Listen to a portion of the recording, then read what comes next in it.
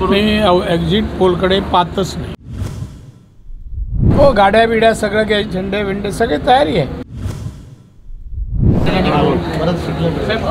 पदवीधर संघाची निवडणूक आहे. निरंजन डावकर भाजपकडून आहेत. अशा वेळेला मनसेचे पानसरे सुद्धा अविनाश आहेत, ते आता प्रचाराला आलेले आहेत सिंधुदुर्गात. नेमकं महायुतीकडून उमेदवार कोण असतात? महायुतीचा उमेदवार आमचे निरंजन डावखरे आहेत असं आम्हाला पक्षाकडून कळलेलं आहे. बाकी कोणाचे कोण आहेत त्याची माहिती माझ्याजवळ तर नाही आहे. तर दुसरं आज सगळे एक्झिट पोल आज जे आहे ते संध्याकाळी येणार आहेत. हो, आपण या सगळ्या एक्झिट पोलकडे कसं बघता? कारण काँग्रेसकडून मी एक्झिट पोलकडे पाहतच नाही.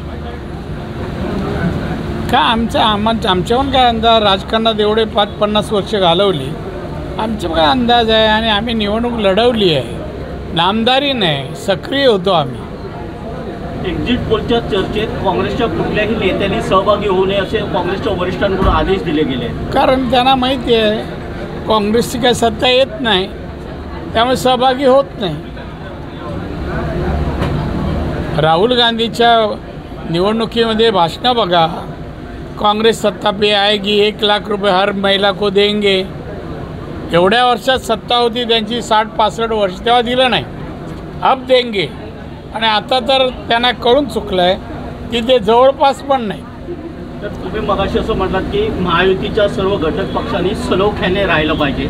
अशा वेळेला छगन भुजबळांची जी विधानं येत आहेत ती महायुतीत कुठेतरी विवाद आहे असं दाखवणारी आहे. विवाद नाही, असे विवादाचा प्रश्न नाही. त्यांनी आपलं मत बोललेत, आमचे वरिष्ठ त्यांच्याशी बोलत आहेत. ते पत्रकारांनी नोंद घ्यावं असं काय नाही, तो आपसातलं आहे. नाही, जितेंद्र आव्हाडांना त्यांनी पाठीशी घातलं. त्याचबरोबर काल त्यांनी केंद्र सरकारवर असं म्हटलं की कांद्याच्या विषयात महाराष्ट्राच्या शेतकऱ्यांवर केंद्र सरकारने अन्याय केला आहे. अहो बाबा, केंद्र या विषयाकडे अतिशय, या शेतकऱ्यांच्या प्रश्नाकडे फार म्हणजे गांभीर्यपूर्वक पाहत आहे. कोणी बोलून का होत नाही आहे. आणि भुजबळांना ते मंत्री आहेत, महायुतीतले मंत्री आहेत.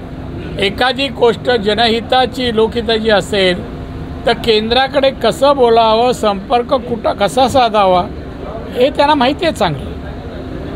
काल नितेश राणेंनी विजय वडेट्टीवारांवर टीका करताना असं म्हटलं होतं की 4 जून नंतर ते भाजपशी होती. याला विजय वडेट्टीवारांनी आज असं उत्तर दिलं आहे की नारायण राणे यांचा 1.5 लाखांनी कोकणात पराभव होतोय, त्याच्याकडून लक्ष विचलित करण्यासाठी नितेश राणे हा विषय काढतायत.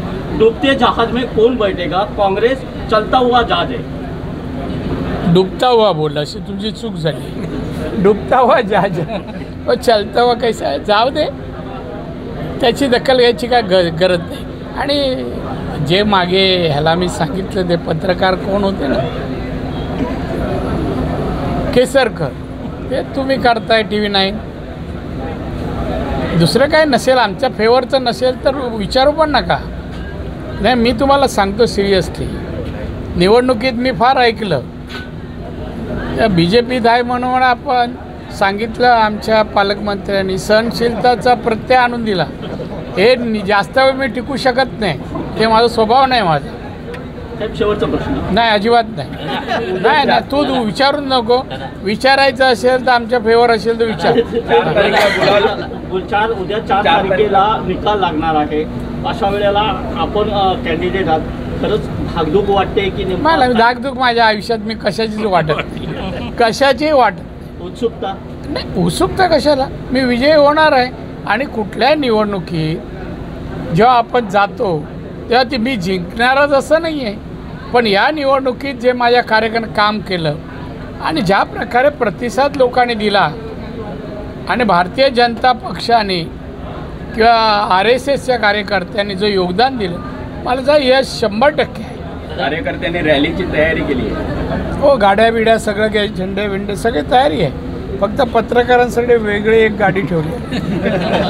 आपले राजकीय अभ्यास म्हणून 48 पैकी किती जागा महाराष्ट्रात मिळतील? तसं मी अभ्यासक म्हणून असलो तरी मी ना ह्या वेळेला ती आकडेवारी देणं पक्षाला पोषक नाही, महायुतीला नाही.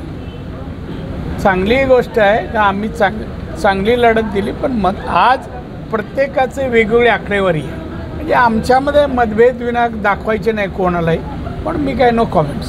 इंडिया आघाडीकडून असं सांगितलं गेलंय की कोणाचा इंडिया आघाडीचा माणूस आहे काय विचारतोय? लागल्यानंतर 48 तासात पंतप्रधानांचं नाव जाहीर करू. अरे होणार नाही ते जाहीर आमचे तर ठरलेलं आहे 48 नाही म्हणजे माननीय मोदी साहेब आमचे पंतप्रधान ठरलेले आहेत, त्यांचे ठरायचे आहेत.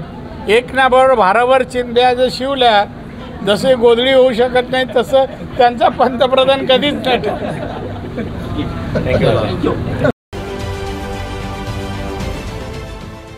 देश विदेशातील प्रत्येक घडामोडींचे लाईव्ह अपडेट मिळवण्यासाठी आता साम टीव्हीच्या सर्व सोशल मीडिया प्लॅटफॉर्मला लाईक, फॉलो आणि सबस्क्राईब करा.